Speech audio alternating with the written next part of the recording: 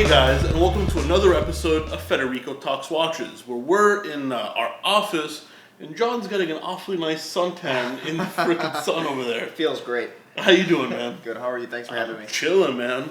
So today, I figured we'd shamelessly plug ourselves and pick our 3 favorite watches each on our website, delraywatch.com, because the whole point of the website is it's curated. So we handpicked all the pieces on there. Before we talk about that, people are going to want to know, what are we wearing? So what are you wearing, John? Today I'm wearing a Grand Seiko Hold it up. quartz dress watch. It's actually one of my favorites on the site. And what's unique about it is this watch was actually limited only to the Japanese market, as were a lot of their pieces for Grand Seiko in the 90s. So it's just a nice take on a classic dress watch, but with obvious Japanese stylistic cues. Well, and now the sun's gone, so I'm all dark, but whatever, we'll roll with it. As they say, different strokes for different folks. That's certainly not my, I'm not a huge Grand Seiko guy, but I'm wearing my Rolex Submariner. This is not for sale, so sorry. On a really horrible Chinese leather strap, which I need to change out. But yeah, that's what we're wearing. So yeah, what are our 3 favorite watches each on the site? I figured I'd go first, and you go, then I go, we'll alternate. Sure. Alright, so I'll start. And this is no shocker. I love the Cartier Santos 100 XL ADLC version. As you guys know, I love the Santos 100. It's the modern take on the classic Cartier Santos, which actually is the first purposely built wristwatch in 1903 for Alberto Santos Dumont, hence the name Santos. Now, the Santos 100 DLC is big, which is good because for a guy like me, needs a big watch. It's a pretty big watch. And it's DLC covered. None of that cheap PVD coating. DLC stands for diamond-like carbon. It's like a carbon coating. It's got an ETA 2892 caliber. It's got the classic Santos style, but it's a little younger. I really like the watch. I think it's a ton of personality. It's certainly not high horology, but, it's just a very stylish Cartier, and there's nothing wrong with that. I remember it being pretty heavy. What do you think? I mean, it's a big watch. It's a big watch, so... I remember when I put it on, I couldn't exactly wear it, but then again, I had 6.5-inch wrists. Dude, you're padding that wrist size. I'm pretty sure it's closer to 5.5. Stop lying to our customers. All right, man. What about you? What's your first one? The first one is actually the watch that I'm wearing. It's the Grand Seiko dress watch. I know. You've definitely made some comments on Grand Seiko in the past, but I like the watch. As I mentioned, it's kind of a classical dress watch, yet has certain stylistic cues that are known from Seiko.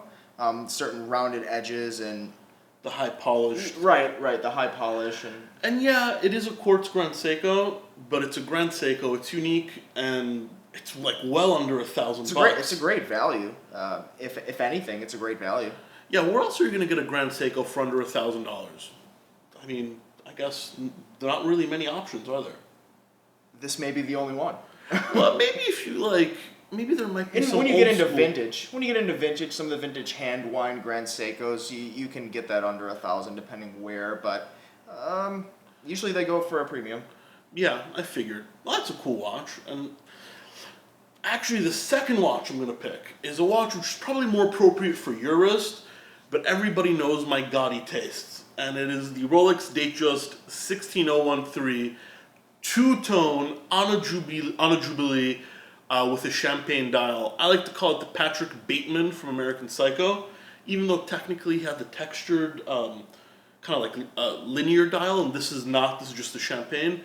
But man, this watch screams, I trade stocks in the 80s and do cocaine while doing it. And there's just something so cool about it. It's a Jubilee. It's classic. It's two-tone, it's excessive, it's kind of douchey. It was really out of style in the early 2000s, but now it's made a huge comeback. Dude, I'd wear that watch all day long. I love that thing. It's a nice watch, and it's definitely made a comeback. You're right. You can definitely tell we have completely different tastes. Because you're like, I'll take the Grand Seiko, Get out of here. For me, that watch just kind of screams middle-aged guy on vacation. Nah, no, that watch is a classic, man. It's a classic. I won't argue that. There's nothing better than like a young guy wearing it. It's taste. I mean, okay, tasteful is the wrong word, but it's got pizzazz. It can look good. I have a friend that has one, and he's a young guy, and he works it well. And Christian and Theo and Harris likes him too, so he's got great taste. Coming from the Grand Seiko guy. All right, man. What's your second pick? The second pick is actually a very cool Gevril Tribeca Paul Newman that we have on the site. And it's modeled after that kind of classic Rolex Paul Newman Daytona chronograph. It looks just like it. And actually, John Mayer, the popular musician, was actually spotted wearing this exact watch. It's very limited. It's an automatic chronograph. 500 pieces made, right? 500 pieces made.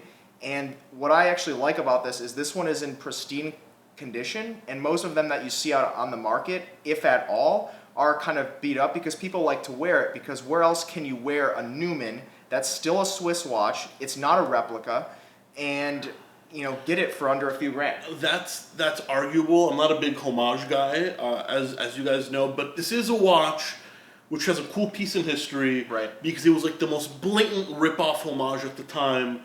They were trading for well under $1,000, and now on eBay, people are asking $3,000 for this. I mean, it's like a hot watch. Everybody wants it because it's a very high grade, homage to the Paul Newman. It's got a cult following in itself as a subset of the Newman cult following. Yeah, and it's 37 mils, which for you is perfect. That's true. Well, I guess, let's see, my third one. Oh yeah, I know, I almost forgot this. I wore this in my other video, guys. It's the PAM194 Submersible. Now, everybody knows I'm a Panerai guy, but this thing is crazy.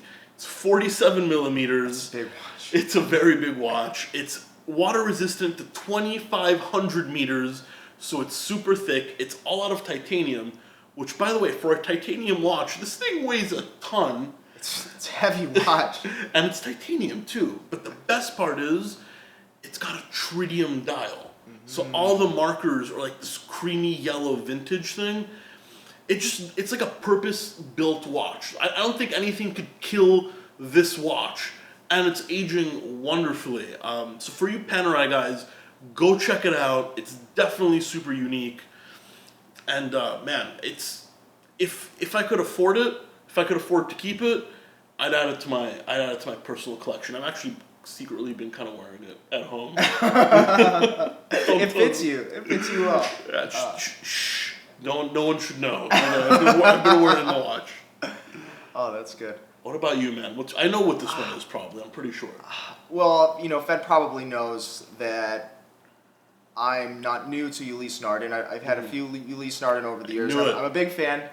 And the thing with Ulysse Nardin is they're popular for having lots of limited editions. They black out their watches. They've come out with different colors. Very rare limited productions of watches, a lot of them that don't even hit the US market except for small portions of those batches. And this watch on our site is a rose gold limited edition Ulysse Nardin watch. Let me interrupt you. It's a real limited edition.